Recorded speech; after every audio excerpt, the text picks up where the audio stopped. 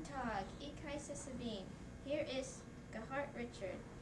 Hat in Deutschland gewohnt und hier ist sein Geschichte. Danke, das ist mein Privileg zu kommen zu dich und sagen, was ist in meinem Leben. It's my privilege to come to you and share a little bit of my life, or what's in my life. I was indeed born in Germany. My parents had the unique opportunity of being born in Poland.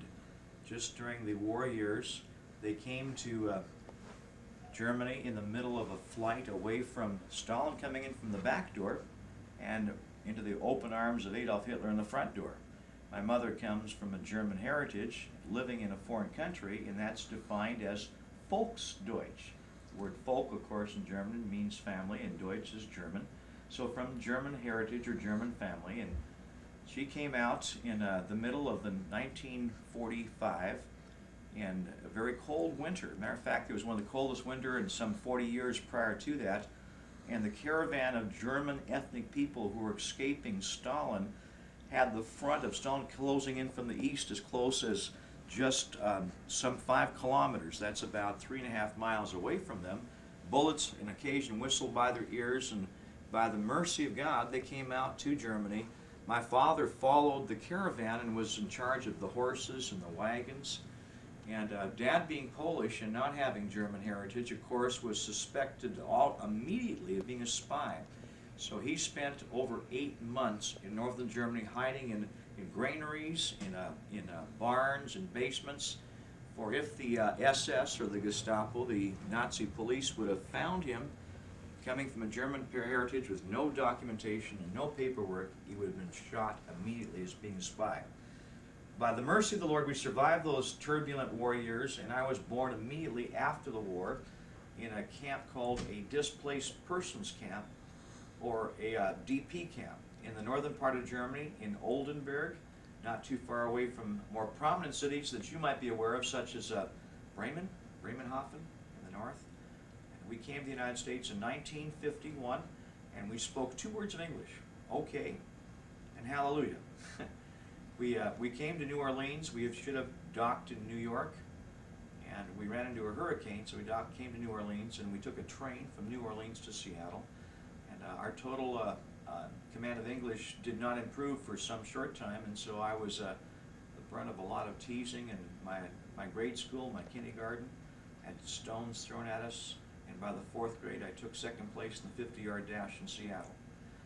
Either outran them or something. We're thankful to be in America, and we've been here for some years. We returned back to Germany. We've gone back to Germany now in the last 26 years. We've gone back and forth at least 30 times. We've gone extensively throughout all of Germany with our affiliate mission groups in the north, as well as in central Germany, all the way down into Bavaria in the south. So we have 22 different Russian, German, ethnic Volksdeutsch groupings that we affiliate with throughout Germany. Perhaps you get some more questions there. Yes, you mentioned that you went back to Germany, and Yes. what is the cultural difference between Germany and America? It's a mixed feeling. When I returned back to Germany, there are some things that draw me, being German in heritage, and some things that I don't like. In Germany, sometimes is misconstrued by the American as being Autobahn, fast-paced, in the fast lane, everything extraordinarily industrial, extraordinarily high-tech, and that's partially true. But on the counterpart of that, so there's something in Germany that are quite old and quite quiet, quite slow. You find the pace of life, I think, outside of driving on the Autobahn, much slower in Germany. I find the telephone systems, for example, that are dated. You try speed dialing a number in Germany, and if you drive too fast, every time you dial it, you get a different person. So it's not like reach out and touch somebody. It's not like AT&T. The German people have a tendency to be very family-oriented. In the south, you have a predominantly Catholic population. In the north, you have a predominantly Lutheran population. And the dividing line is pretty much Frankfurt, which is the international airport. So there's a lot of variables. In the south, you have some topography with the Bavarian mountains. In central Germany, you have the Schwarzwald, the Black Forest. In the north, you have the beaches and the seaports. And so there's a lot of change,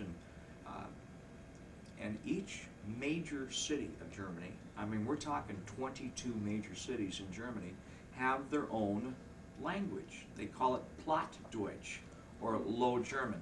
So my mother, coming from the Hamburg area as a child, her parents, I should say, hailing from the Hamburg area, she speaks Hamburger Platt, and it's almost the equivalent of Dutch. In Frankfurt, they speak Frankfurter Platt, and in München, they speak Münchener, and it changes from city to city.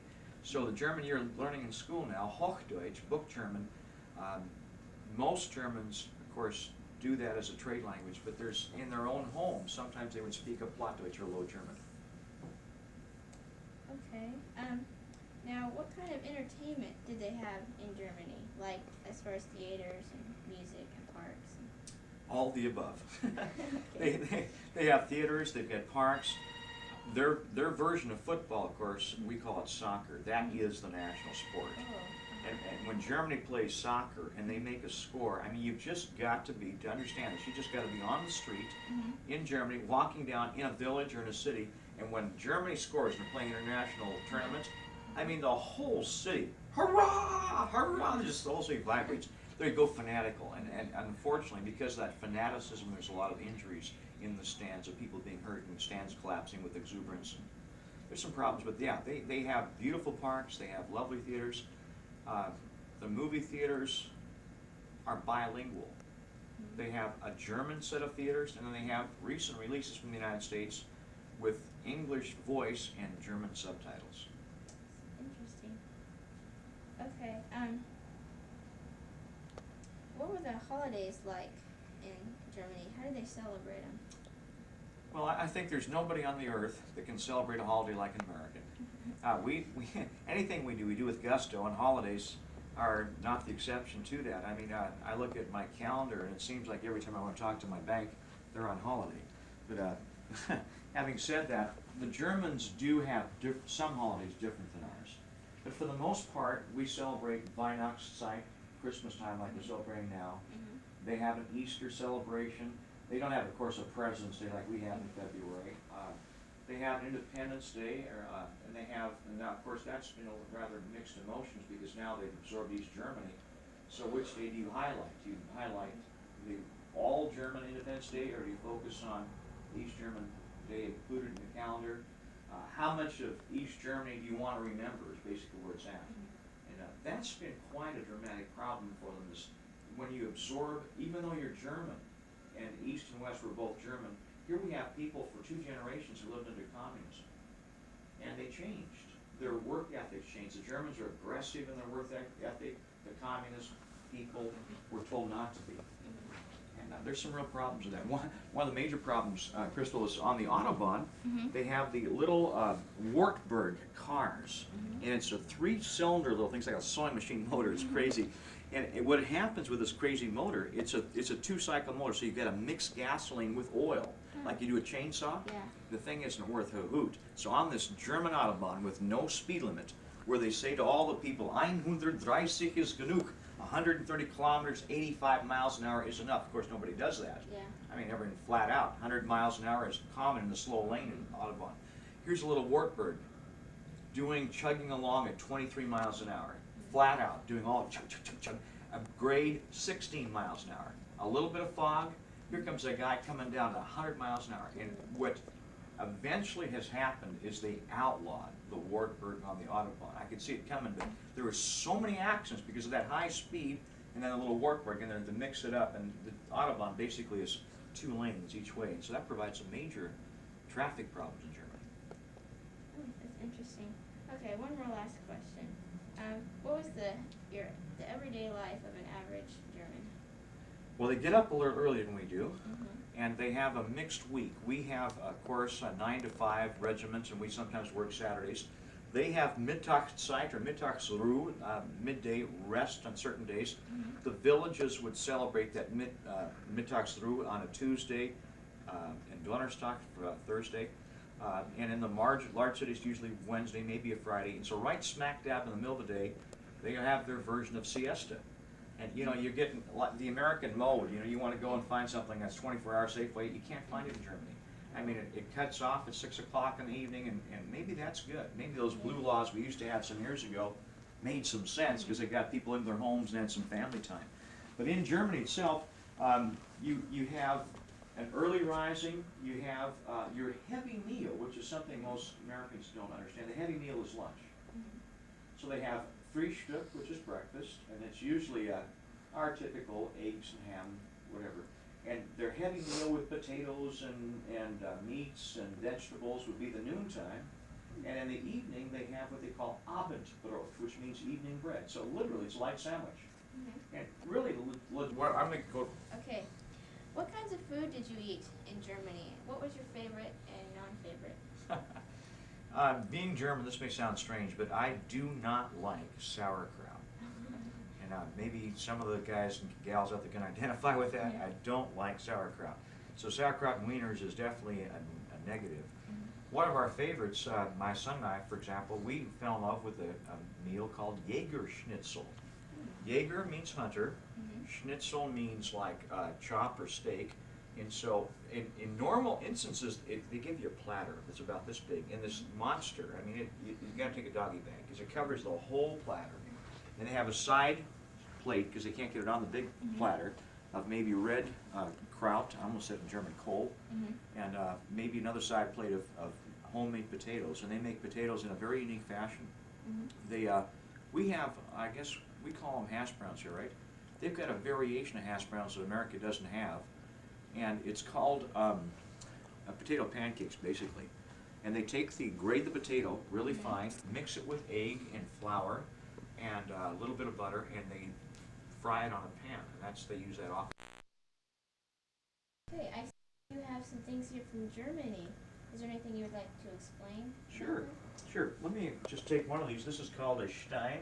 We call it a mug, I guess, in America.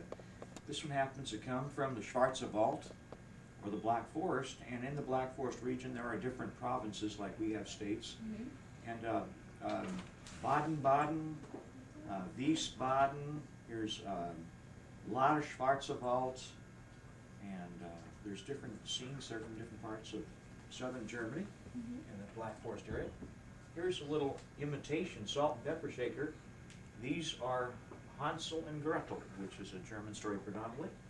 And these two dolls, Gretchen and Heidi, come from Germany. Their hair is really fine. They have a lot of detail here on the dress. And this is a little Oma doll from Germany. Of course, Oma means grandma. And coming from a German heritage, we give these things. These things are given to us by friends and family, and kind of just set them around the house. Okay, well, are there any traditions that might be unique to the young people in the German culture? Yeah, now that you mention it, there is. One of the things that is unique to the German kids is they have a practice or tradition of letting the boys wear long pants only after the age of 12. And prior to that, they have what they call lederhosen. And now we have a sample right here. Come here, Jason. Leder means leather, and hosen means pants, and so turn around. These leather pants are worn by all the kids in Germany. They're durable. They go through a lot better than jeans or Levi's would.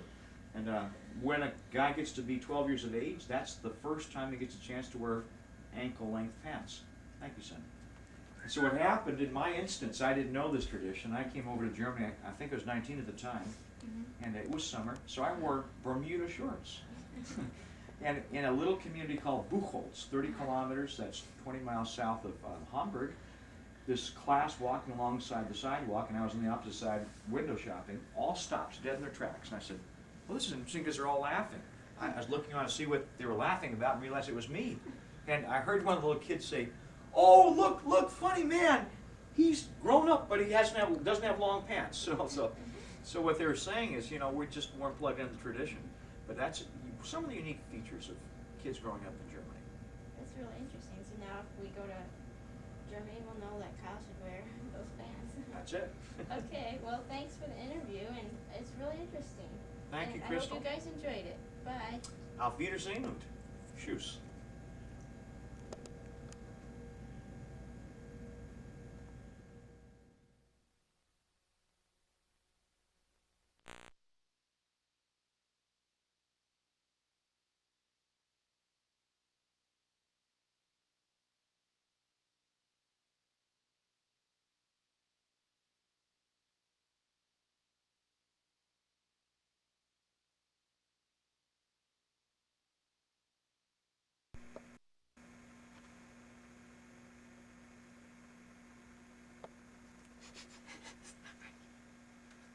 That's not going to work. Out of the way.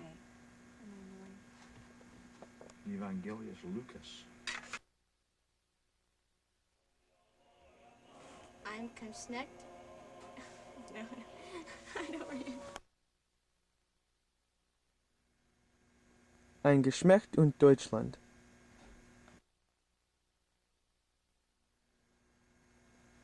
Ein Geschlecht und Deutschland.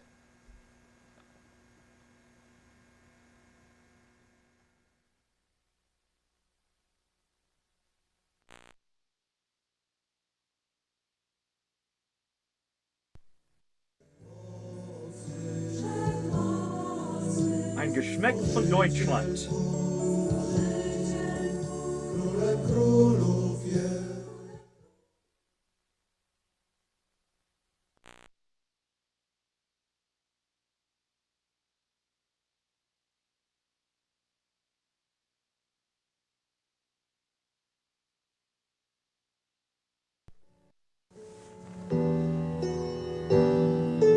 Geschlecht von Deutschland.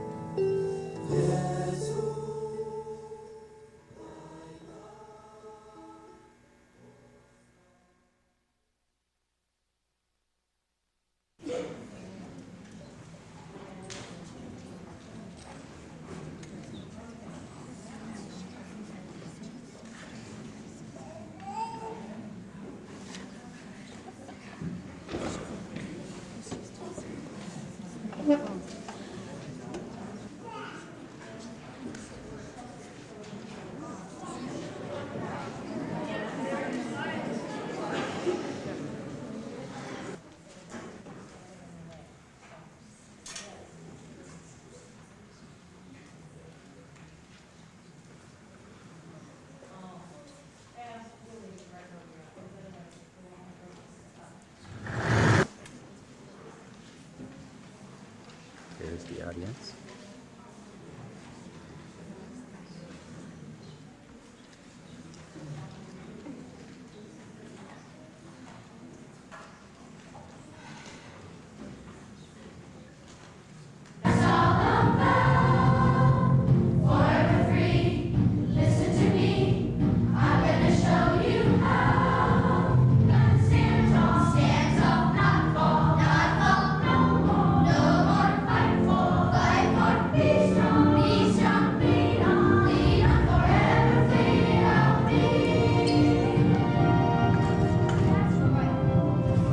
That's right. We're a new generation of kids winning positive things, keep drugs and alcohol out of our lives. We're not going to give in and we're not going to give up.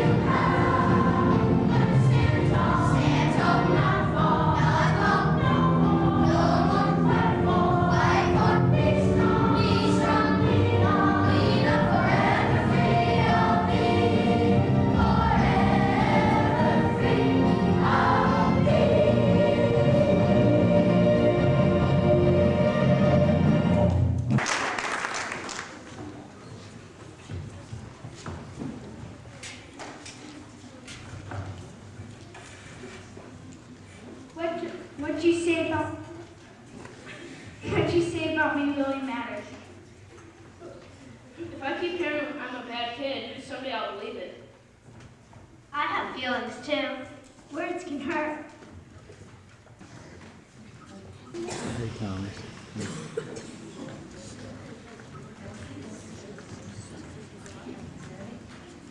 It's easier to go along with the crowd. I feel like a fool when I have to say no. Why can't it be cool not to do drugs? How about no way? Only losers do drugs. Drugs and alcohol can kill you. I'm not that stupid. I need a cool way to say no.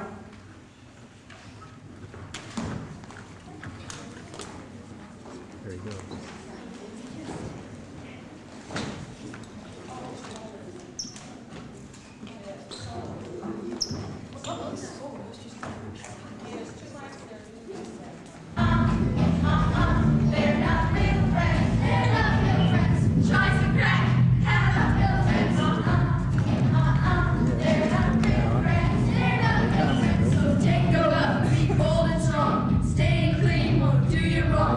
Choose your friends with lots of care. Save yourself a real nightmare. They're not real friends. They're not real friends. They're not real friends. They're not real friends.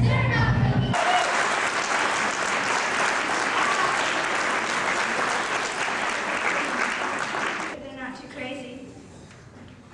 Drugs and alcohol. 'Cause if you do, your life is through.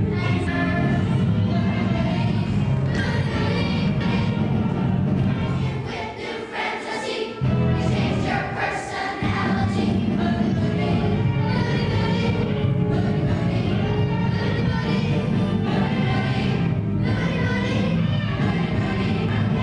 With new friends, I see you change your personality.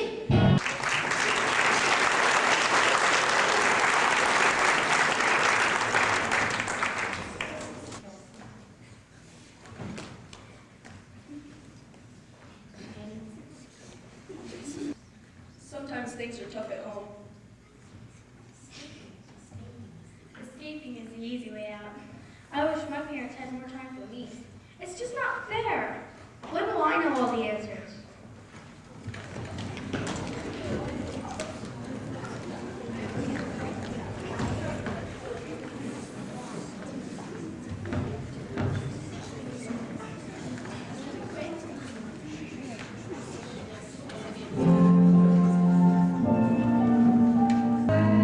Sometimes the need of your touch.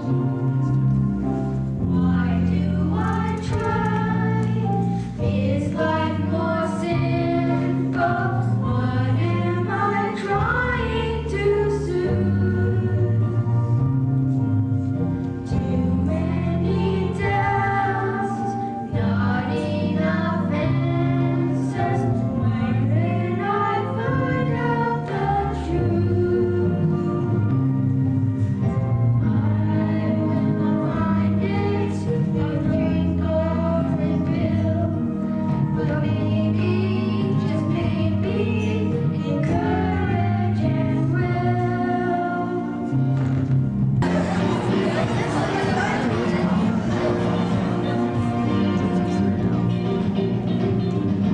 Talk it out. Don't keep those feelings locked inside. Now talk it out. Just take a trusted friend aside and talk it out. With your brother, talk it out. With one another, talk it out. With your teacher, talk it out. With your preacher, talk it out. With your parents, talk it out.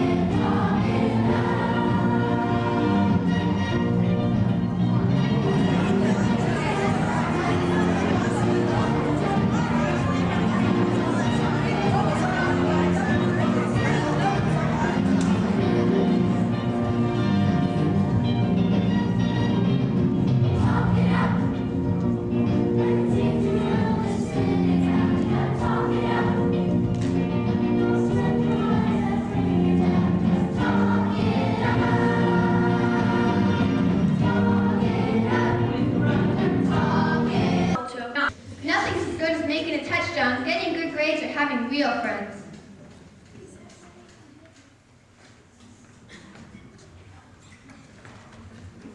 There you go. Technology.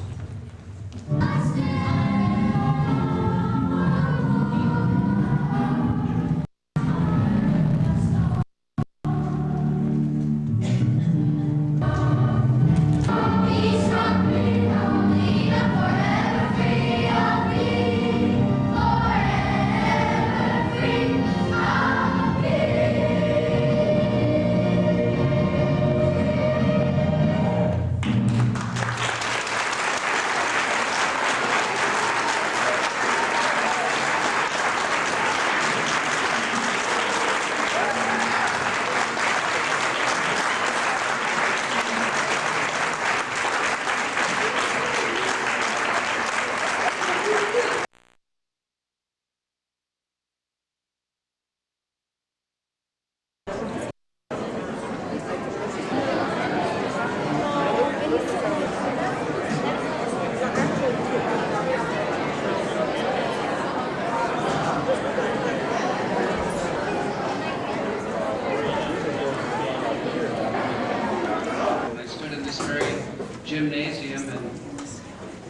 the African proverb, it takes a whole village to educate a child. And that would include not only the sixth graders helping each other, the grandparents who are here, and parents.